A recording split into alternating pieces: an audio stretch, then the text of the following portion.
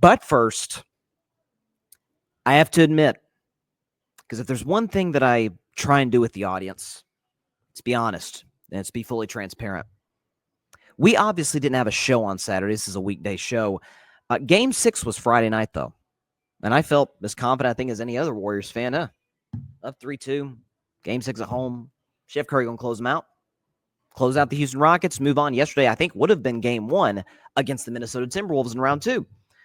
And fourth quarter arrives. Warriors are down 2. I'm like, feeling pretty good.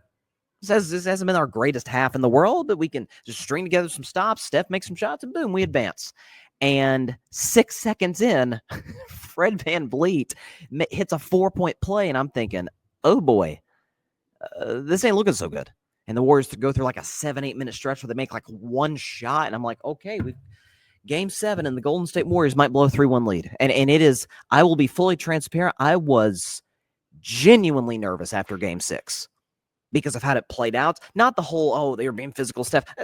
I know Steph Curry's going to show up in a Game 7. I have no worry about that.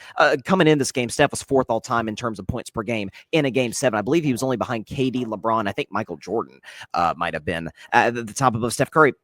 But just seeing how the game was playing out, the physicality, and I said, both teams are physical. Houston gets a rep for it, but that's because that's kind of their strength of their team. Warriors can do both. If defense cancels out, Warriors win the series, and that's ultimately what happened with Golden State winning 104-89 in Houston last night. Or sorry, 103-89 Houston last night. And the show wasn't Steph Curry. We'll get to him later in this segment. The story was not Steph Curry. The story was not Jimmy Butler. Made some big plays late, but over the course of the game, he was the story. Draymond Green was awesome last night on Şengün defensively and gave you 16 points. Hit some 3-point shots early on the game. I'm like, oh, Draymond looking good. The story of this basketball game was a man who in his first 11 playoff games, ladies and gentlemen, I believe it was 11 playoff games, averaged 6 points per game. A 6-point per game playoff performer, my buddy Hield. Can we show his numbers in Game 7? How about 33 points? 12 for 15 from the field, 9 for 11 from three-point range. That's tied for the most three-pointers ever made in a Game 7 in NBA history. Buddy Hield was fantastic. I knew, and I tweeted this at halftime, when the Warriors go into halftime with the lead and Steph Curry has hit one shot, and it was a 3 toward the end of the half at about 30 seconds left, I'm like, oh, if he does anything in the second half, we're going to win this game. Draymond's hitting shots from 3. I know Jimmy's going to come through come fourth quarter. Buddy Hield gets the job done in the first half. It's a half quarter, essentially. At the end of the first quarter, I'm like, oh, we're in great shape. The Houston crowd is quiet. And what did I say coming into this series about the Warriors-Rockets history within this Golden State dynasty? Because people are like, there's not a player or a coach that was on those Houston teams that's on this Houston team. Fred VanVleet said as much coming in. Fred VanVleet, who's an NBA champion with the Toronto Raptors back in 2019, knocked out my Warriors. And I said, yes, that is true. The coach who's there, Ime Udoka, was not there for that. The players were not there for that. You know who was there for that? The fans. And I said this coming into the series. They've seen Steph Curry hit shots in a Game 6 in 2019 or in a Game 7 of 2018 or some of these matchups where, Clay back in the day obviously was hitting big shots in some of those fourth quarters, and it's just and that old Steph Curry, and he had a splash brother, not the splash brother aside of him, Buddy Hield hitting shots. You could just feel the energy in the crowd. At the broadcast, Stan Van Gundy said as much, like, man, it's dead in here. This does not feel like a Game 7 on the road for the Warriors. They've silenced the crowd in Houston, and the Rockets made their runs. Amen Thompson had a nice third quarter burst that cut it to 3, and it's like, oh, okay, we got a game now. And every single time the Warriors would answer, it was mostly fueled by their defense. I thought that, and I tweeted this, the effort in Game 6 for a closeout opportunity, I thought was nothing short of embarrassing by Golden State. Truly, I thought it was terrible. Offensive rebounds, they were bullied. We know they're smaller, but Steven Adams is not a guy who should literally shift the impact of a series. Some of that's you give credit to Adams, and I would not be mad if the Warriors pursued Steven Adams this offseason. And some of that was, and Draymond said as much, the effort just was not there for this basketball team. So I thought on that front, they were significantly better. I thought Steve Kerr tried Jonathan Kuminga. Listen, I've wanted to believe in this kid since he became a Warrior in 2021. He is high upside, all of it. But this kid is so still. We're in year 4 now with Jonathan Kuminga. He's an outstanding athlete. He's a very mediocre basketball player. There are times, and this is, listen, you got to have a high basketball IQ to play in the Steve Kerr offense. That's why Jimmy Butler's been a seamless fit with this basketball team. That's why Kevin Durant was a great fit with this basketball team. It's not just stars. It's about getting the right kind of stars to fit into this type of offensive system. And Kuminga, half the time, I'm like, I don't, what are his intentions? What is he trying to do with the basketball? Is he trying to work within the frame of the offense? Is he trying to go ISO? What is he trying to do when he goes ISO? I know what Steph Curry's doing. Jimmy Butler's doing. Heck, Pods, Brandon Pajemski, I know what he's doing. I darn sure know what Draymond, Jimmy, Buddy Hield. Buddy Hield's a shooter. I know what his role is. I don't really know what Kuminga's role is. So barring, knock on wood, God forbid, injury or anything of that sort, foul trouble, I don't want to see Jonathan Kuminga in a meaningful basketball game the rest of the playoffs. The Warriors, we knew they were going to move on from him at some point this offseason. It doesn't work. Kirk tried it. Kudos. It doesn't work. And Steve knows it. I did want to discuss that because we'll get in the Rockets side of it. I want to discuss the Steph Curry side of things.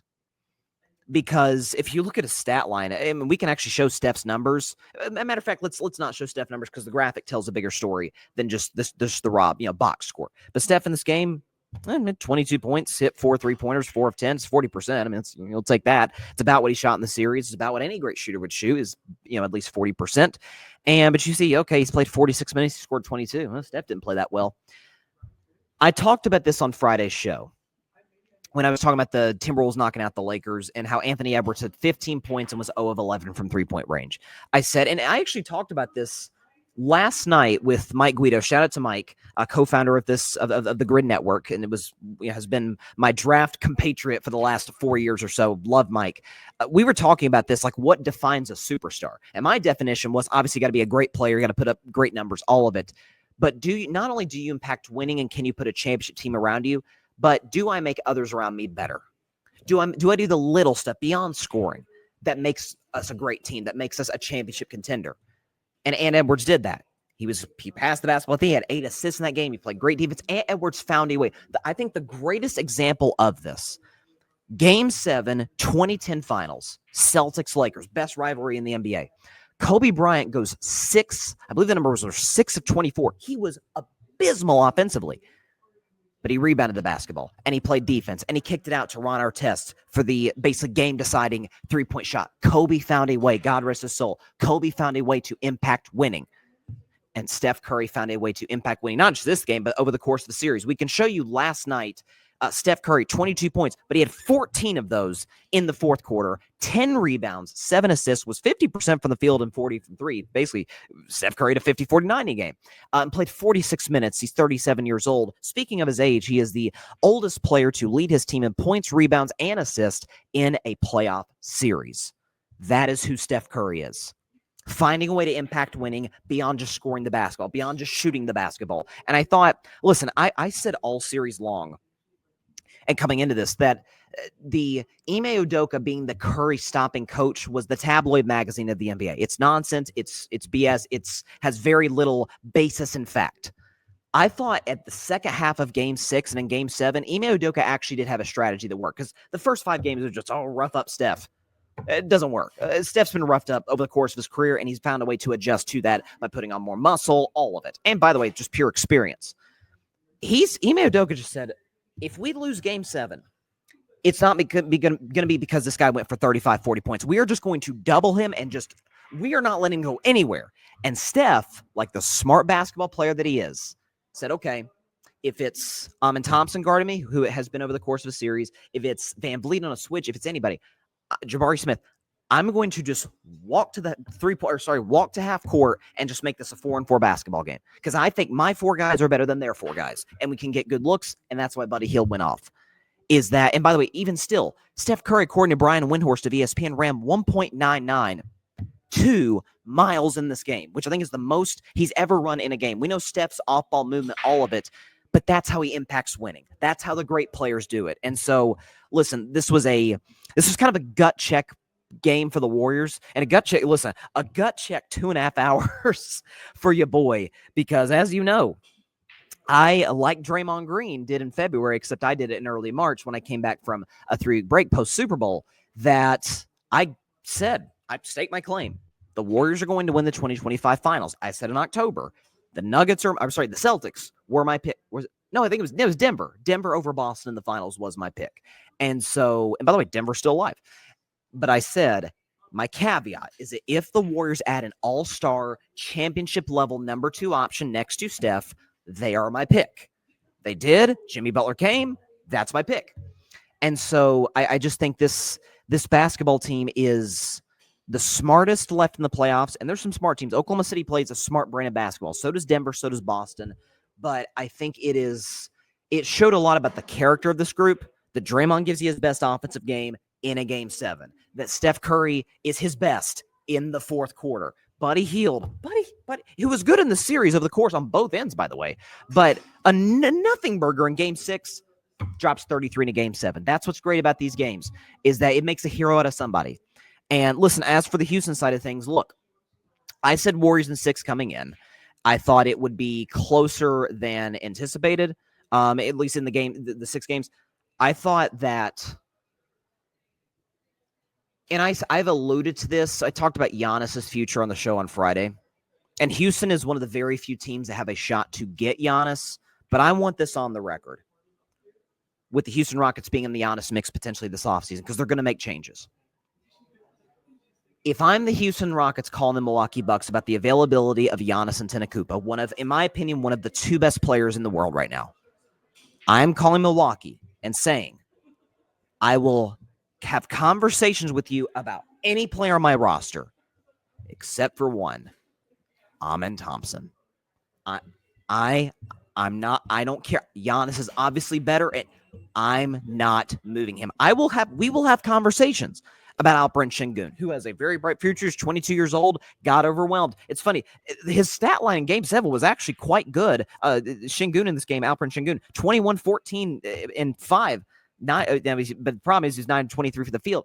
He was overwhelmed by Draymond in this game defensively, and was at the end of game 4, and obviously the game-saving stop that Draymond made in Golden State. I will have conversations about Sengun. I will have conversations, if he were to opt in, about Fred VanVleet. I will darn sure have conversations about the guy that wears number 9, who we do not say his name on the show. Any of those guys. Amen Thompson is the future of my franchise. I am not moving him. What he gives you defensively, that he's got all of it. If he just puts together a solid offensive game, forget about it. This guy's a superstar in the future. And so I think you give kudos where it's due. And Houston's got a team that's got a bright future. I think it'll be even brighter when they decide to move off of that player, number 9, who plays for them. But that's kind of where we're at in this basketball team. And so that's how I feel about the Houston Rockets moving forward. But as for Golden State, you move on to the next round, and that's how it goes. Thanks so much for watching the show on YouTube, and be sure to go click that big red subscribe button and check out the other clips and full shows from Carving It Up Live, as well as our other incredible content creators here on the Grid Network.